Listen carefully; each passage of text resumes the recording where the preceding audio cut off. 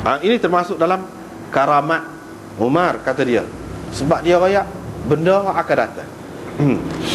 Dan sekarang ni lagilah orang tak saya terima hukum had ini, terutamanya hukum rejam ni, sebab nampak ganas lah, nampak teruk lah.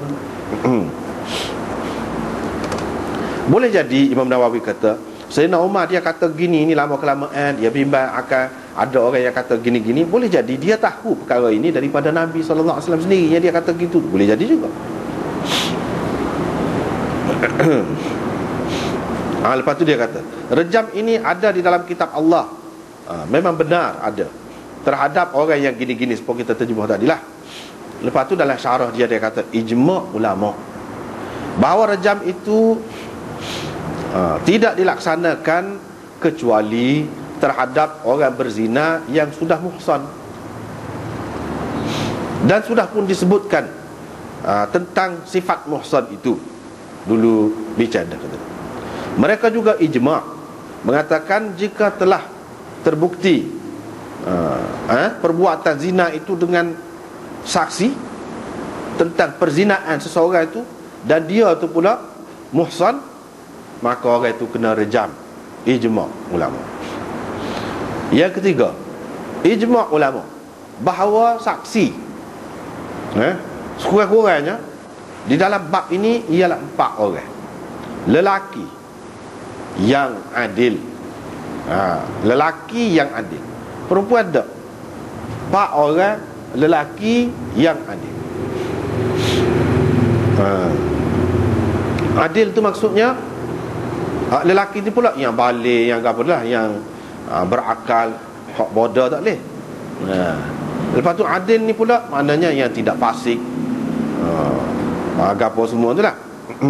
Itu makna yang adil. Ini jika mereka menyaksikan perbuatan zina itu sendiri, dan tidak boleh diterima kurang daripada 4 orang saksi, kalau berkait dengan saksi lah. Walaupun mereka berikhtilaf tentang sifat saksi ini. Ulama khilaf pula, saksi lagu ni panjang pula, itu dalam bab saksi lah pula.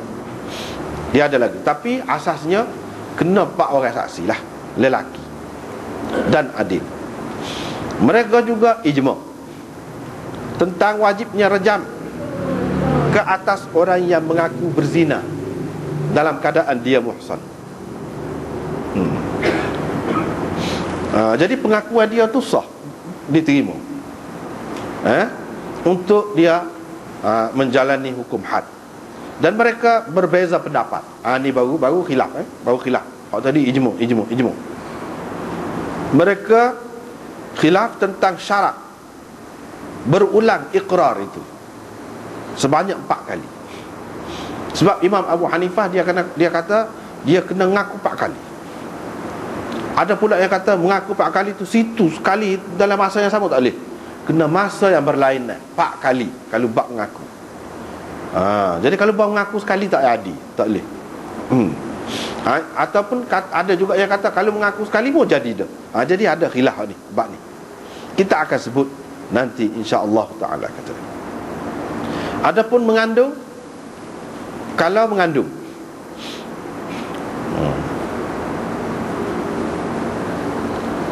mengandung saja, mana tidak ada bukti, tidak ada pengakuan, tidak ada gapo, tidak ada saksi. Mengikut mazhab Umar ibn al-Khattab radhiyallahu anhu, wajib had dengan sebab mengandung itu. Dan ini dipakai oleh Imam Malik.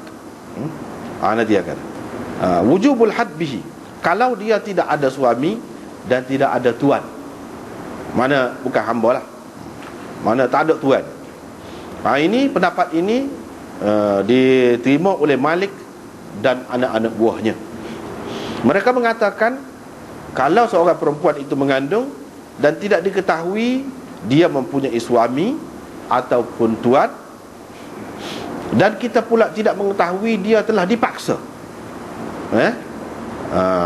dipaksa,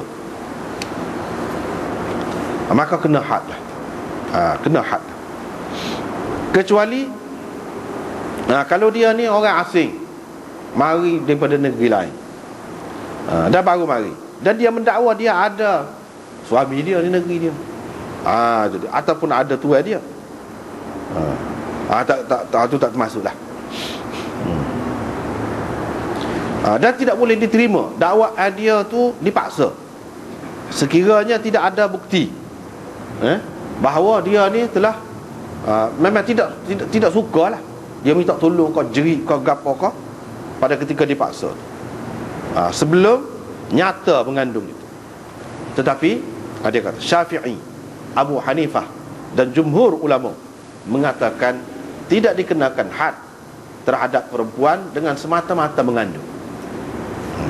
Sama ada dia ada suami ke, ataupun ada tuan ke, atau tak ada. Sama ada orang luar mari ke, ataupun orang situ le. Dengan semata-mata mengandung ni tidak dilaksanakan hukuman had. Sama ada dia mendakwa dia dipaksa ke, ataupun dia diam, dia tak kata apa pun tak boleh kena had juga, mengikut jumhur ulama, kecuali kalau ada saksi ataupun dia mengaku. Sebab apa? Sebab hudud tasqutu bisyubhat. Dia kata hudud ini gugur dengan adanya syubhat. Dan ini syubhat ni macam-macam boleh berlaku. Boleh berlaku. Ini Imam Nawawi dia memang rekah.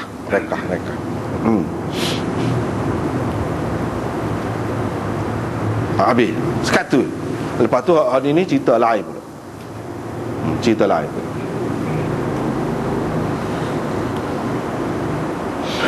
Cuma dia sebut Abu Hanifah kata kena 4 kali. Sebab apa, hadis akan datanglah, kita akan jumpa.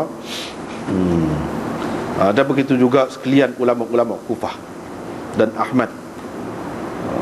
Yahtajja bi aqwal wasairul Kufin wa Ahmad wa muwafiquha fi anna al-iqrar bizina la yathbutu. Mana kena 4 kali. Wa qala Malik wa Syafi'i dan lain-lain sabit pengakuan dia tu dengan sekali mengaku saja, dan boleh dikenakan rejam dah. Mereka pegang dengan hadis akan datang. Kita akan jumpa hadis Unais. Apa waqdu ya Unais ala imraati hadha, dan seterusnya. Dan begitu juga hadis Imra'ah Al-Ghamidiyah, perempuan sahabiyah di zaman Nabi SAW, dia mengaku berzina. Di situ pun tidak ada nampak tanda ada ataupun bukti yang menunjukkan 4 kali dia mengaku. Tapi Ibnu Abi Layla dan lain-lain lagi ulama ramai lagi, dia kata syarat bukan setakat 4 kali saja, 4 kali dan dalam majlis yang berasingan, baru jadi. Ni masalah mengaku. Kalau dia mengaku dah 3 kali dah, lepas tu kali 4 ada tak kena. Tak kena. Dan begitulah. Sekat tu je hak dalam ni syarah Nawawi ni. Tapi kalau kita tengok di dalam Takmilah Fathul Mulhim, memang panjang perbincangan di sini. Nampaknya kita pun hak ni nya, pada hak ni nya malam ni. Jadi hak selalu muskil dan selalu ulama jadikan dalil tentang mansukhnya ayat, lafaz dia, tapi hukumnya tidak mansuh. Selalu mereka kemukakan dalil, boleh dikatakan tidak ada dah hak lain.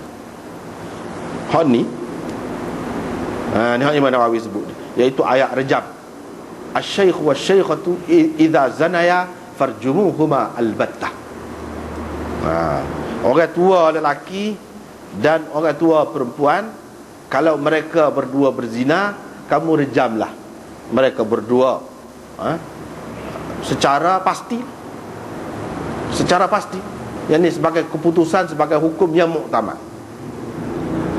Inilah satu-satunya bukti ataupun dalil bagi orang yang mengatakan ada ayat yang lafaznya mansukh tapi hukumnya tidak mansukh.